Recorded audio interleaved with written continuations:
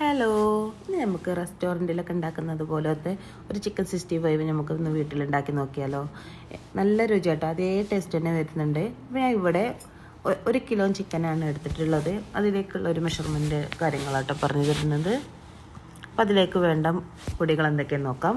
കാശ്മീരി ചില്ലിയാണ് ഇവിടെ എടുത്തിട്ടുള്ളത്. മുളക് പൊടി ആഡാക്കുന്നവർക്ക് അതും ആഡാക്കട്ടോ. ഞാൻ ഇവിടെ ഒരു 2.5 ടേബിൾ സ്പൂണോളം കാശ്മീരി ചില്ലി, 1/2 ടീസ്പൂണോളം മഞ്ഞൾപ്പൊടി, ഒരു ടീസ്പൂൺ 1.5 ടീസ്പൂണോളം മല്ലിപ്പൊടി, നമ്മൾ ആവശ്യത്തിനുള്ള ഒരു ഗരം മസാല, പിന്നെ ഉപ്പ്, പിന്നെ 1 ടീസ്പൂണോളം ചെറിയ ജീരകത്തിൻ്റെ പൊടി, പിന്നെ ഇഞ്ചി വെളുത്തുള്ളി പേസ്റ്റ് ഏകദേശം 1.5 ടേബിൾ സ്പൂണോളം ഉണ്ട് കേട്ടോ.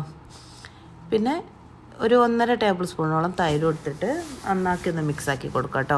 നന്നാക്കി എല്ലായിടത്തേക്കും എത്തുന്ന രൂപത്തിൽ നമ്മൾ കൈ കൊണ്ട് തന്നെ കഴിയണതും ഒന്ന് മിക്സാക്കാൻ ശ്രമിക്കാം കേട്ടോ. ഞാൻ ലേശം വിനെഗറാണ് ഞാൻ ആഡാക്കുന്നത്.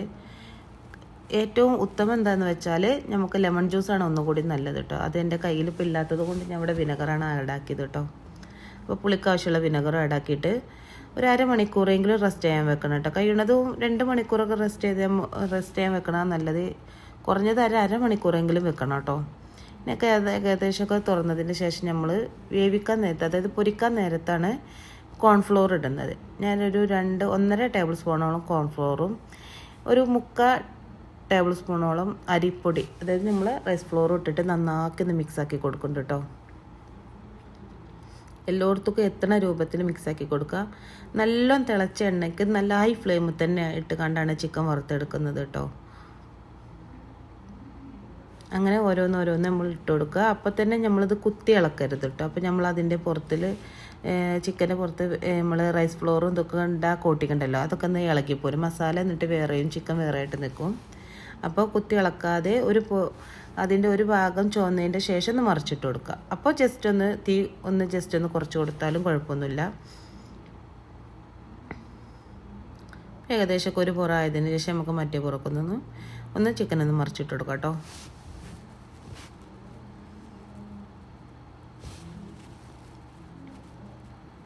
ഏകദേശമൊക്കെ വെന്ത് വന്നിട്ടുണ്ട്. ഇനി നമുക്കതിലേക്ക് ഒരു 3-4 പച്ചമുളക് നടുക കീറിയതും കുറച്ച് കറിവേപ്പിൻ്റെ ഇലയും കൂടി ഒന്ന് ആഡാക്കി കൊടുക്കുക.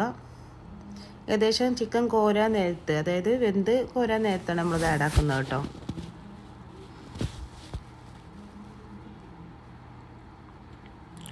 അതിൻ്റെ പച്ചമണം കറിവേപ്പിൻ്റെ ഇലയൊക്കെ ഒന്ന് മുരിഞ്ഞ് വന്നതിന് ശേഷം നമുക്കതൊക്കെ ഒന്ന് കോരി നമുക്ക് സെർവിങ് ഡിഷിലേക്കൊന്ന് മാറ്റി കൊടുക്കാം കേട്ടോ.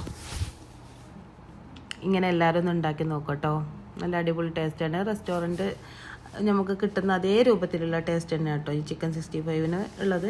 ഉണ്ടാക്കി നോക്കിയിട്ട് അഭിപ്രായം പറയട്ടോ. നിങ്ങളൊക്കെ വീട്ടിൽ ഇങ്ങനെ തന്നെയാണോ ഉണ്ടാക്കാറ് എന്നുള്ള അഭിപ്രായം കമൻ്റാക്കി പറയണേ.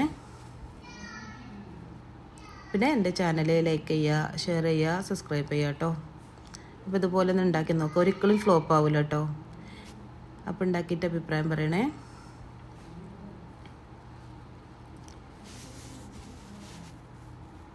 നമുക്കെല്ലാം ഈ സെർവിങ് ഡിഷിലേക്കൊക്കെ ഒന്ന് മാറ്റി കൊടുക്കാം കേട്ടോ. ഇതിലത്തെ കറിവേപ്പിൻ്റെ ഇലയും പച്ചമുളകൊക്കെ തിന്നാൻ നല്ല ടേസ്റ്റ് കേട്ടോ.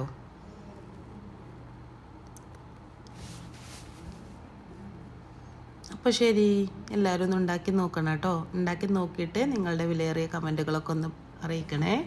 അപ്പോൾ ഓക്കെ.